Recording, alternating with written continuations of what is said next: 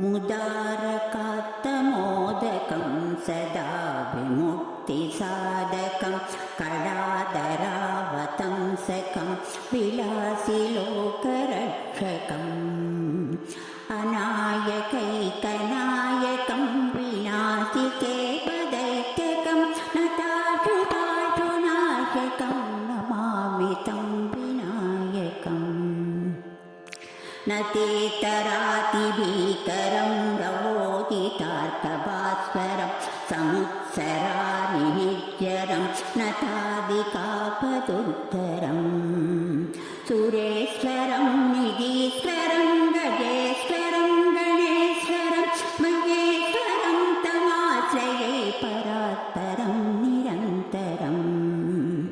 समस्तलोकशङ्करं निरस्तदैत्यकुञ्जरं दरेतरोदरोवरं परेव भक्तमक्षरम्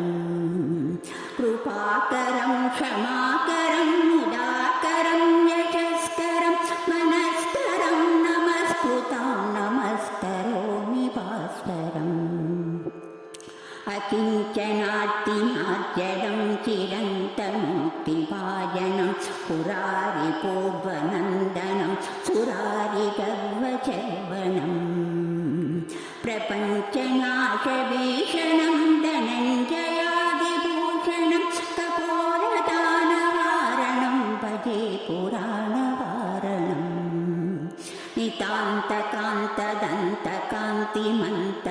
नितान्तकान्तदन्तकान्तिमन्तकान्तकात्मजम् अचिन्त्यरूपमन्तहीनमन्तराय कुन्तनं हृदन्तरे निरन्तरं वनस्तमेव योगिनं तमेकदन्तमेव तं विचिन्तयामि सन्ततम् महागणेश पञ्चरत्नमादरेण योन्वकं प्रजल्पति प्रभातके कृतिस्मरन्